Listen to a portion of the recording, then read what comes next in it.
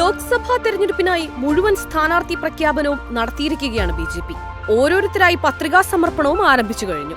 ഇത്തവണ പല ട്വിസ്റ്റുകളിലൂടെയാണ് ബി.ജെ.പി. സ്ഥാനാർത്ഥി പട്ടിക തയ്യാറാക്കിയത്. അതിലേറ്റവും പ്രധാനപ്പെട്ട ഒന്നാണ് കേരളത്തിലും തമിഴ്നാട്ടിലും സംസ്ഥാന അധ്യക്ഷന്മാരെ മത്സരിപ്പിക്കാൻ ദേശീയ നേതൃത്വം തയ്യാറായിരിക്കുന്നത്. കേരളത്തിൽ വയനാട് ജില്ലയിൽ കോൺഗ്രസ് സ്ഥാനാർത്ഥി രാഹുൽ ഗാന്ധിയെയും ഇടത് സ്ഥാനാർത്ഥി ആനി രാജയെയും നേരിടാൻ ബി.ജെ.പി. ഇത്തവണ ഇറക്കിയിരിക്കുന്നത് ബി.ജെ.പി. സംസ്ഥാന അധ്യക്ഷൻ സാക്ഷാൽ കെ സുരേന്ദ്രനെയാണ്. തുടർച്ചയായ 10 വർഷമായി ബി.ജെ.പിയുടെ സംസ്ഥാന അധ്യക്ഷ പദവി വഹിക്കുന്ന ആളാണ് കെ സുരേന്ദ്രൻ. സ്കൂൾ പഠനകാലത്ത് ABVP-യിലൂടെയാണ് പൊതുപ്രവർത്തന രംഗത്തേക്ക് അദ്ദേഹം എത്തുന്നത്. കോഴിക്കോട് ഗുരുവായൂരപ്പൻ കോളേജിൽ നിന്ന് ബിരുദം നേടിയ അദ്ദേഹം ABVP-യുടെ സജീവ പ്രവർത്തകനായിരുന്നു അന്നു മുതൽ. പിന്നീട് മുഴുവൻ സമയ പ്രവർത്തകനായി മാറാൻ അധിക സമയം വേണ്ടിവന്നില്ല. യുവമോർച്ചയുടെ സംസ്ഥാന അധ്യക്ഷനായ ശേഷമാണ് കെ സുരേന്ദ്രൻ എന്ന പേര് കേരള രാഷ്ട്രീയത്തിൽ കൂടുതൽ ശ്രദ്ധയാകർഷിച്ചത്. ഉജ്ജ്വലമായ സമര പോരാട്ടങ്ങളിലൂടെ കേരളത്തിൽ മാറി വന്ന ഇടതു വലതു മുന്നണികളെ അദ്ദേഹം സമ്മർദ്ദത്തിലാക്കി. യുവജന നേതാവായി വന്നതുകൊണ്ട് തന്നെ സുരേന്ദ്രന്റെ പ്രവർത്തനം രാഷ്ട്രീയത്തിനതീതമായ പ്രശംസയും പലപ്പോഴും സ്വന്തമാക്കിയിട്ടുണ്ട്. കോവളം കൊട്ടാരം സമരം, കേരള യൂണിവേഴ്സിറ്റി അസിസ്റ്റന്റ് ഗ്രേഡ് അഴിമതിക്കെതിരായ സമരം, ടോട്ടൽ ഫോർ യു തട്ടിപ്പ്, മലബാർ സിമന്റ്സ് അഴിമതി, സോളാർ തട്ടിപ്പ് തുടങ്ങിയ അഴിമതികൾക്കെതിരെ സമരം നയിച്ച സുരേന്ദ്രൻ കേരളത്തിലെ തെരുവുകളിൽ അഗ്നി പടർത്തി. യുവമോർച്ചയിൽ നിന്നും ബി.ജെ.പിയിലെത്തിയ അദ്ദേഹം പാർട്ടിയുടെ ജനറൽ സെക്രട്ടറി പദവിയിലും മികച്ച പ്രവർത്തനമാണ് കാഴ്ചവെച്ചത്. യുവതി പ്രവേശന വിധിയെ തുടർന്നുണ്ടായ സംഭവ വികാസങ്ങൾക്കിടയിലും സുരേന്ദ്രന്റെ ശബ്ദം ഉയർന്നിരുന്നു. പിന്നീട് കെ സുരേന്ദ്രനെ പോലീസ് അറസ്റ്റ് ചെയ്ത് ജയിലിലടച്ചു.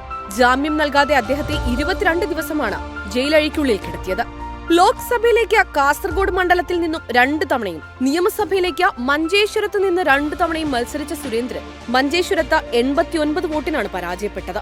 2019 ലോക്സഭാ തെരഞ്ഞെടുപ്പിൽ പത്തനംതിട്ട മണ്ഡലത്തിൽ മത്സരിച്ച 3 ലക്ഷത്തോളം വോട്ട് പിടിച്ച് ഇടത് വലത് മുന്നണികളെ ഞെട്ടിക്കാൻ കെ സുരേന്ദ്രന് സാധിച്ചു.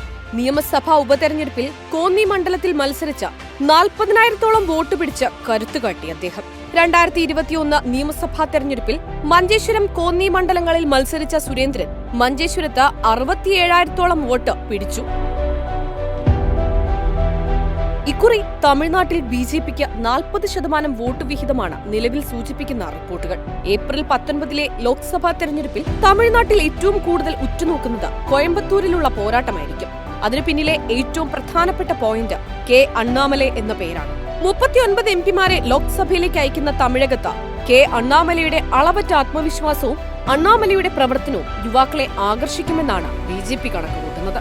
2019 സർവീസിൽ നിന്ന് രാജിവെച്ച കെ അണ്ണാമലൈ 2020 ബി.ജെ.പിയിൽ അംഗത്വം സ്വീകരിക്കുന്നത്.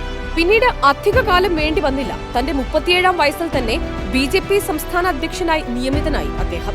ഒപ്പം ബി.ജെ.പി. സംസ്ഥാന ഘടകത്തിൽ പ്രസിഡന്റാകുന്ന ഏറ്റവും പ്രായം കുറഞ്ഞ വ്യക്തി എന്ന പദവി കെ അണ്ണാമലൈക്ക് സ്വന്തമാണ്. ലോക്സഭാ തെരഞ്ഞെടുപ്പ് ലക്ഷ്യമിട്ട തമിഴ്നാട്ടിലെ 234 നിയമസഭാ മണ്ഡലങ്ങളും ഉൾക്കൊള്ളിച്ചുകൊണ്ട് അണ്ണാമലൈ എൻ മണ്ണ് എൻ മക്കൾ എന്ന പദയാത്ര നടത്തിയിരുന്നു. അത് തമിഴ്നാട്ടിൽ പുതുയുഗം സൃഷ്ടിച്ചു എന്ന് വേണം പറയാൻ. പദയാത്ര ആഭ്യന്തരമന്ത്രി അമിത്ഷാ ഫ്ളാഗ് ഓഫ് ചെയ്യുകയും ഫെബ്രുവരിയിൽ അതിന്റെ സമാപനം കുറിക്കുന്ന പരിപാടിയിൽ പ്രധാനമന്ത്രി നരേന്ദ്രമോദി പങ്കെടുക്കുകയും ചെയ്തു. അണ്ണാമലയുടെ ആദ്യ തെരഞ്ഞെടുപ്പല്ല ഇത്. 2021 തമിഴ്നാട് നിയമസഭാ തെരഞ്ഞെടുപ്പിൽ DMK-യുടെ ആർ ഇളങ്കോയോട് അദ്ദേഹം പരാജയപ്പെട്ടിരുന്നു.